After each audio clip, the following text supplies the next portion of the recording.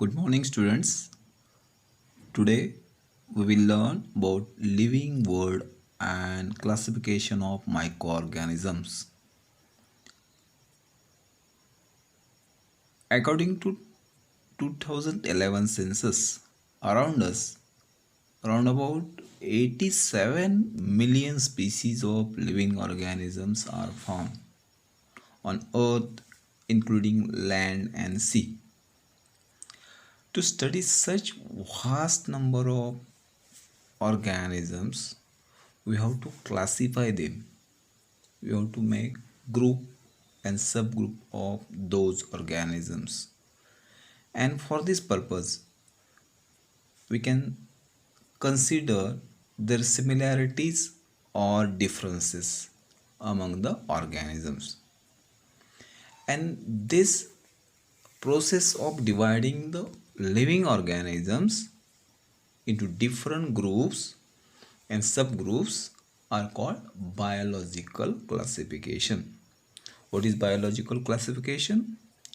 The process of dividing the living organisms into groups and subgroups is called biological classification. So we will learn about this classification in this chapter. First we will see Robert Whittaker, a scientist, an American scientist or ecologist. He divided the living organism into 5 groups, that is 5 kingdoms. For this classification, Whittaker considered a different criteria. Out of them, one, a complexity of the cell structure, means some cells are prokaryotics or some cells are eukaryotics. Prokaryotics means a cell without nucleus is called prokaryotics, and the cells with nucleus is called eukaryotic. Then a second criteria he considered, that complexity of organism. Complexity means we have to see either that cell organisms are unicellular or multicellular. Unicellular means organism with only one type of cell or having only one cell, and multicellular means organisms with different types of cells. In this multicellular organisms, the function of the body, different functions of the body are processed by different cells, and in unicellular organism all the functions of the body are to be performed by only one cell. So with this criteria, another criteria also he has considered, that mode of nutrition. There are different modes of nutrition. Out of them, autotrophic, this is one of the mode of nutrition. Plants are preparing their food without help of other organisms, that is with help of photosynthesis. That's why those are known as autotrophic. Autotrophic organisms means they are preparing their food own, and some organisms are saprophytic, means these organisms absorb the food from dead organisms.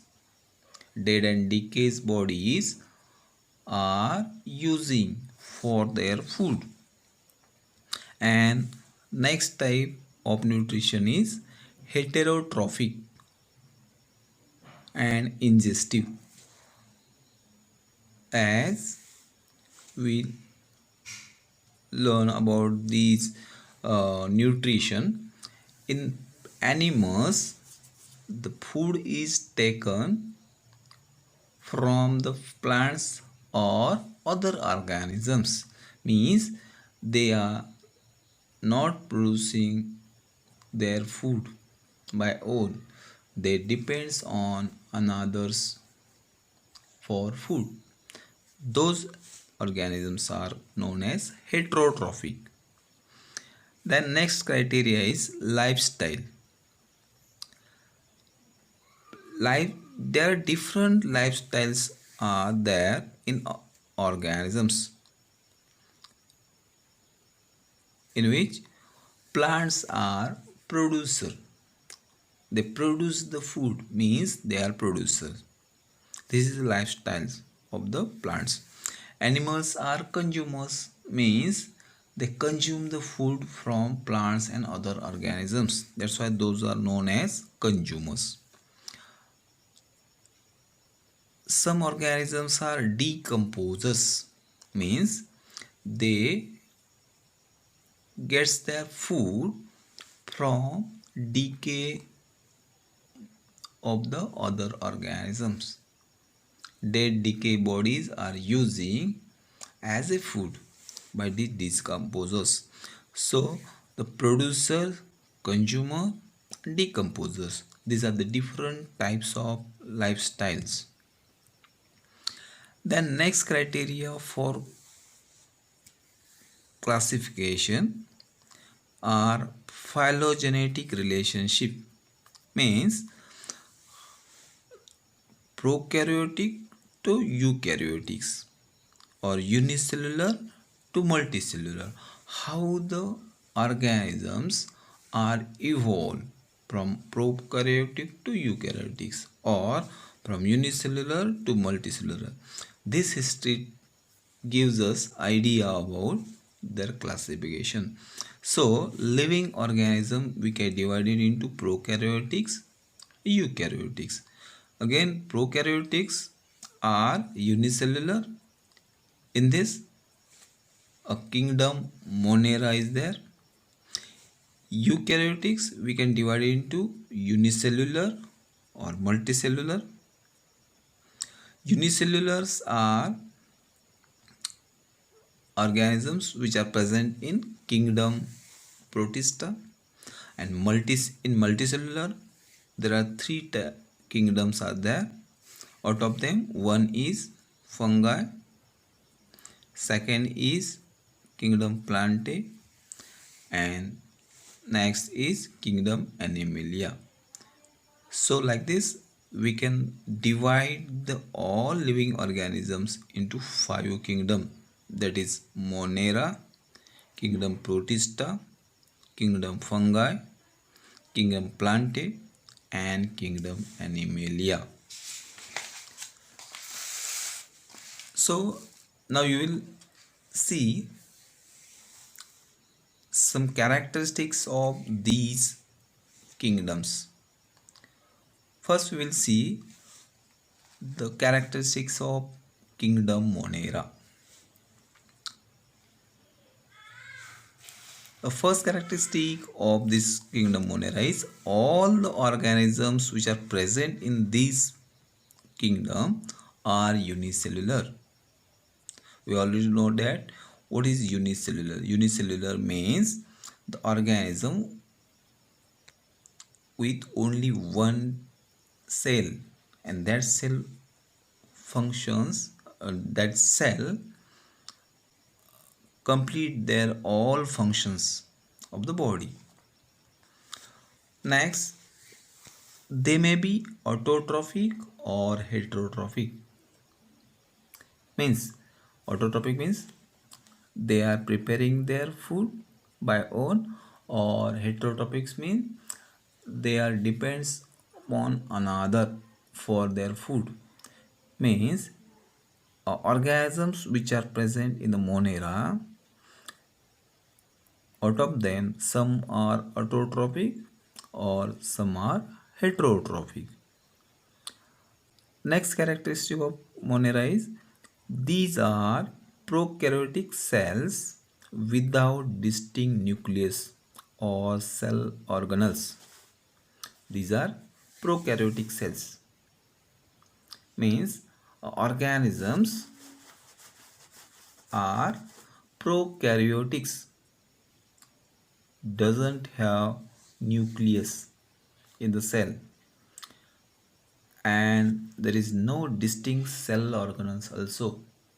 We'll already learn about cell organelles. Means if you see in the cell develop organisms, we will get a different cell organelles are present in their cell, and nucleus is a major organ. Around that, in cytoplasm there are different types of organelles, but in this Monera, these different cell organelles or nucleus are not seen. Then next, the kingdom Protista. What are the major characteristics of kingdom Protista? Out of them, one is Protista are single cell organisms with well-defined nucleus enclosed in a nuclear membrane. Protista are single cell organism with well-defined nucleus enclosed in a nuclear membrane. Means in this Protista, only single cells are cell is there, but that cell is having a special nucleus, and that is enclosed by a membrane that is known as nuclear membrane. Then they have pseudopodia or hair-like cilia or whip-like flagella for locomotion. For locomotion of these organisms, they are having a pseudopodia. Pseudopodia means false organs, or hair-like cilia. Hair-like organs or whip-like flagella means tail-like organs that has to move the body from one place to another. That is for locomotion. Some of the protistans are autotrophs. Autotrophs means like Euglena or Holox. They are having a chloroplast, and that chloroplast has for photosynthesis, and with the help of this photosynthesis they prepare their food. That's why those are known as autotrophs. And some protistans are heterotrophs, means like amoeba, paramecium.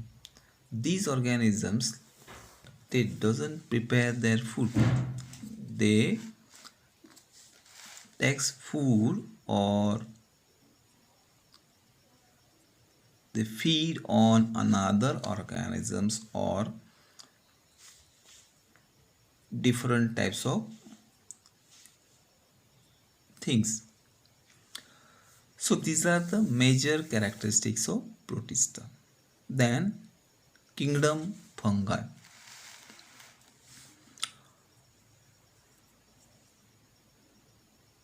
Moist piece of bread or bakery, if you keep it for long time, a fine cotton thread like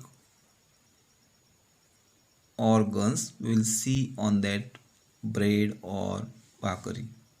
So those are known as fungi. The characteristics of these fungi are, these are non-green eukaryotic heterotrophic organisms. Non-greens mean The chloroplast is not present in those organisms. Eukaryotics means having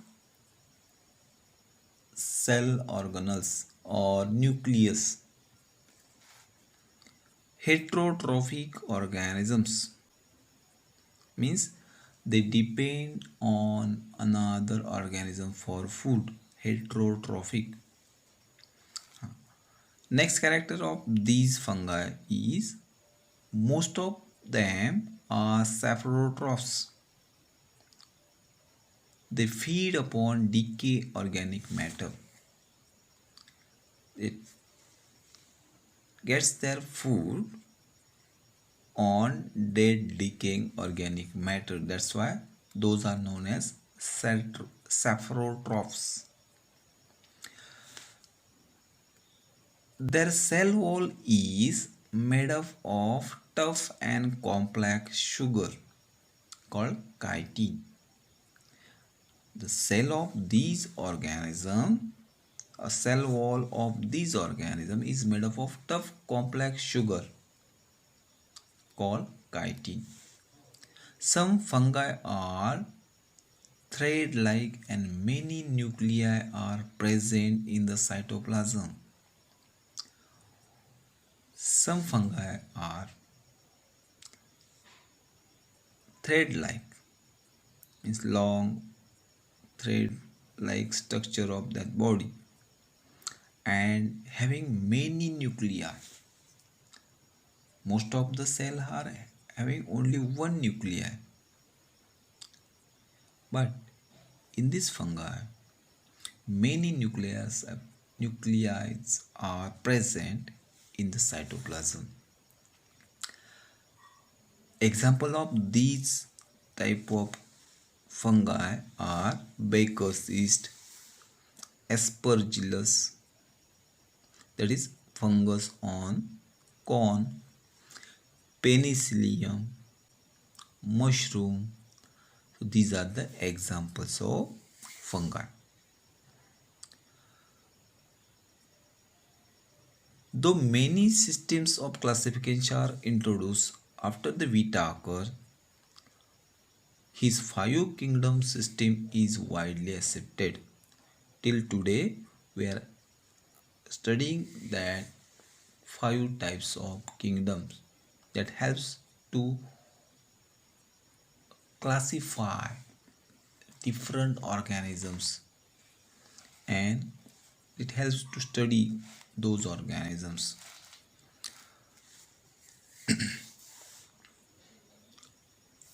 Among the living organisms, microorganisms are largest in the number.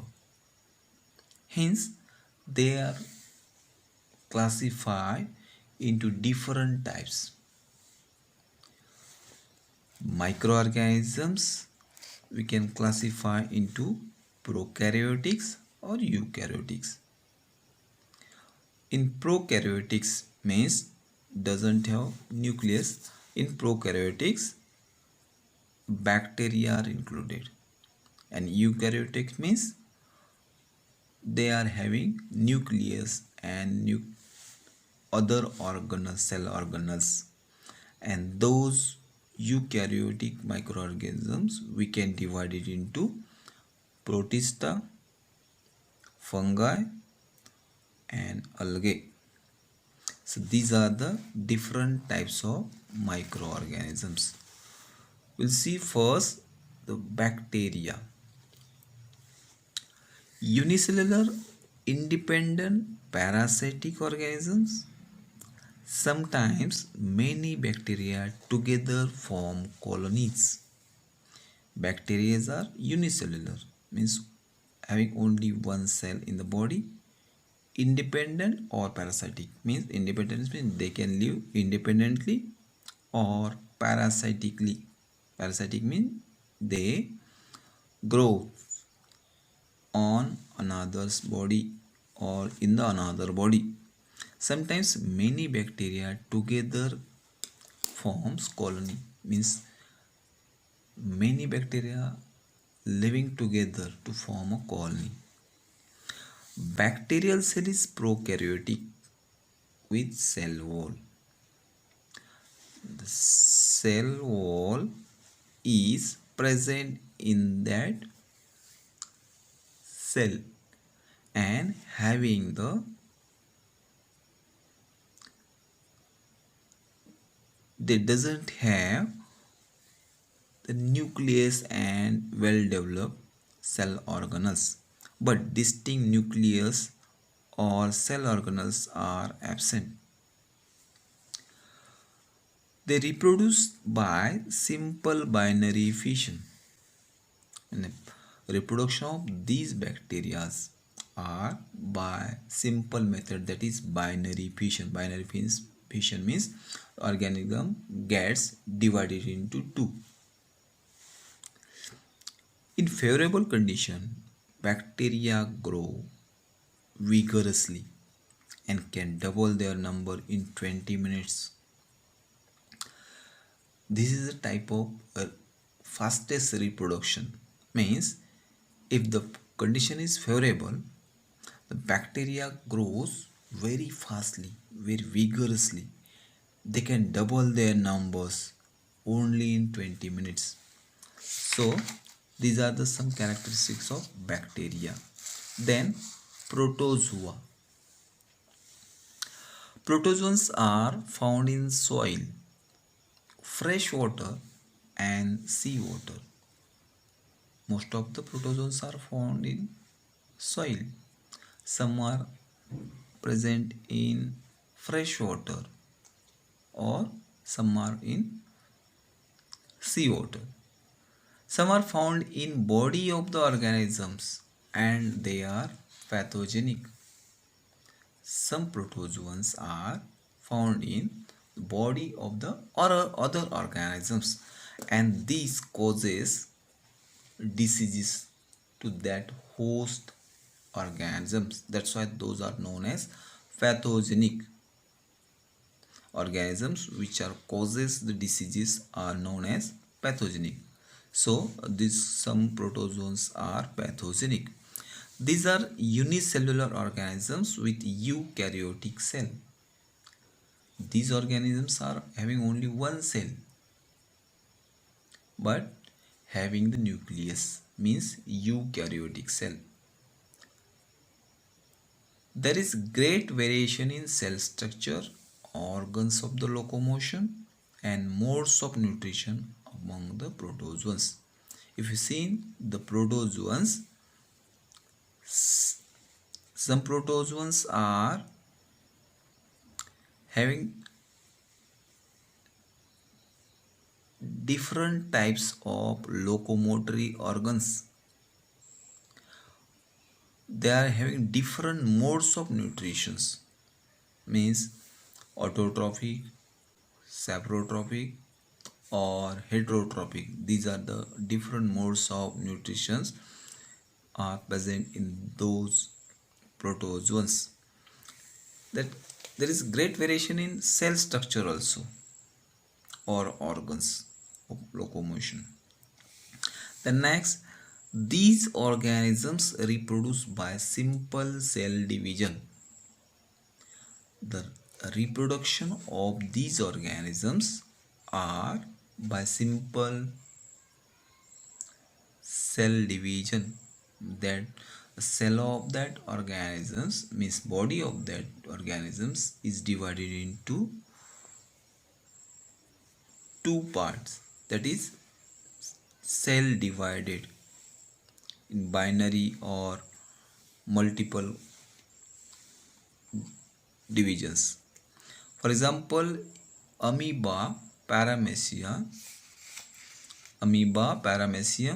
a free living in dirty water. These are the examples of these some protozoans. Entamoeba histolytica, which causes the amoeboiosis. It is also protozoans. Plasmodium vivax, which causes the malaria. That is also protozoa, example of protozoa. And Euglena, which prepare their food, means that is autotrophic, but that Euglena also the example of protozoan. So amoeba, paramecium, entamoeba histolytica, plasmodium vivax, euglena, these are the some examples of protozoans. Then next type of microorganism is fungi. The fungi are found on the decaying organic matter and dead bodies of the plants and animals. Means most of the fungi are saprophytic. These are found on decaying organic matter and dead bodies of the plants and animals. These are eukaryotic organisms, means fungi having nucleus in their cell. Some are unicellular and others are visible with naked eyes.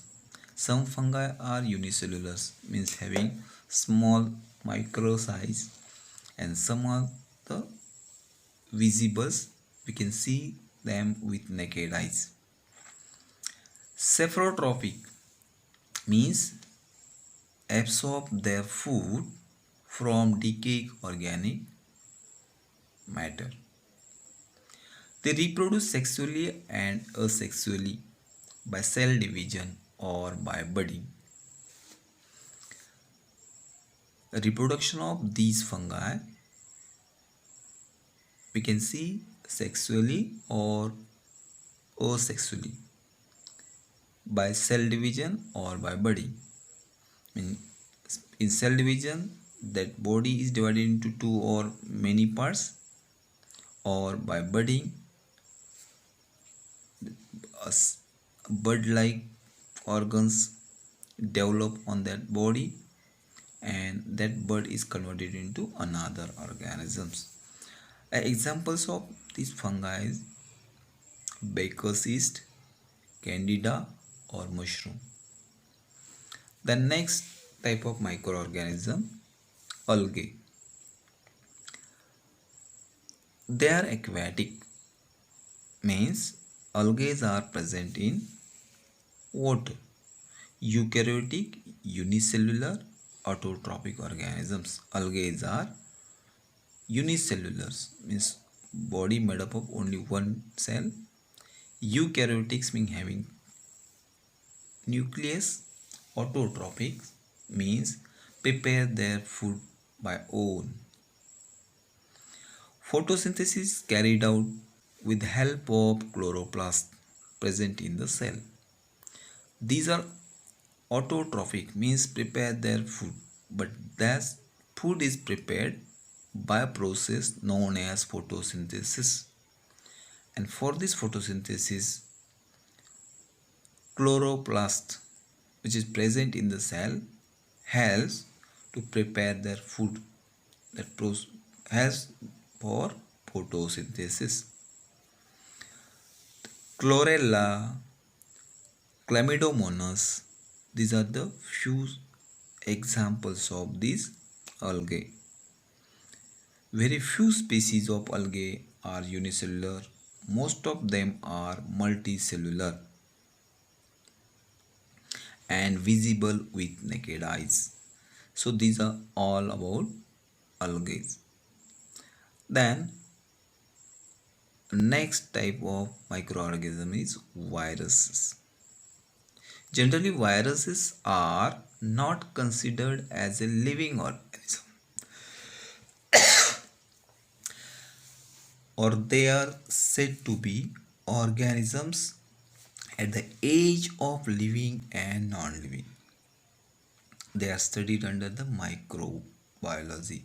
Means virus we can divide or we can classify these as a living organisms or non-living organisms. For both condition that viruses are present.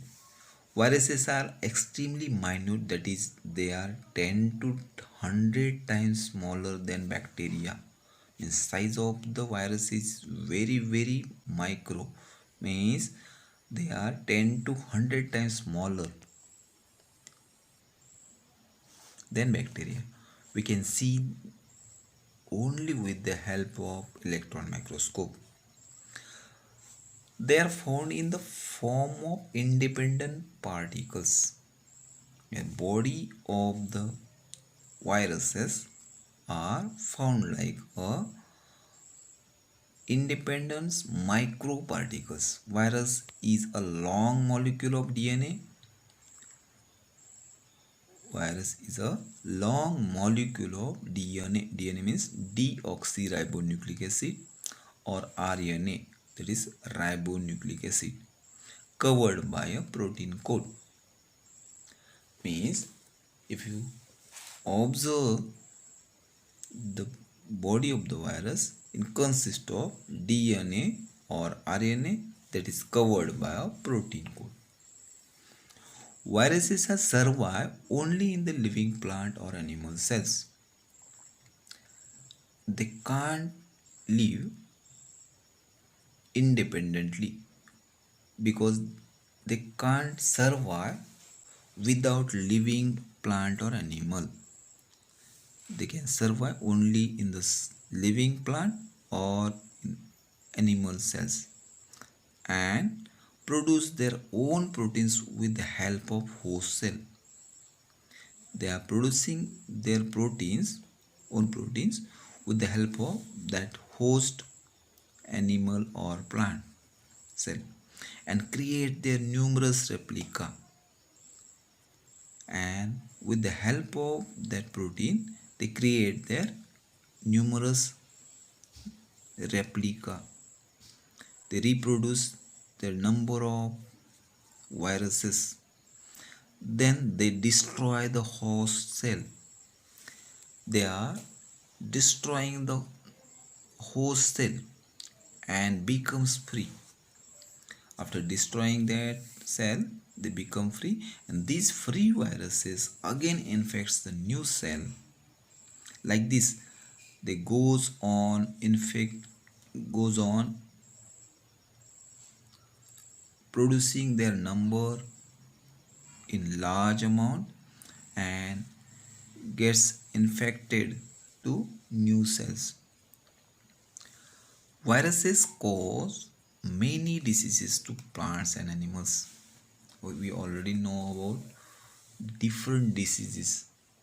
So out of them, most of the diseases are caused by these viruses.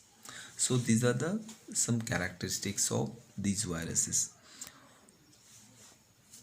Dear students, we already learn about this first lesson, but if you have any doubts, those doubts should be cleared by reading this book or by contact me on the phone or WhatsApp. We will clear your doubt, and after that we have to solve this exercise. Namaste. Good morning, students. Today we will learn about living world and classification of microorganisms. According to 2011 census, around us, around about 87 million species of living organisms are found on earth, including land and sea. To study such vast number of organisms, we have to classify them. We have to make group and subgroup of those organisms. And for this purpose, we can consider their similarities or differences among the organisms. And this process of dividing the living organisms into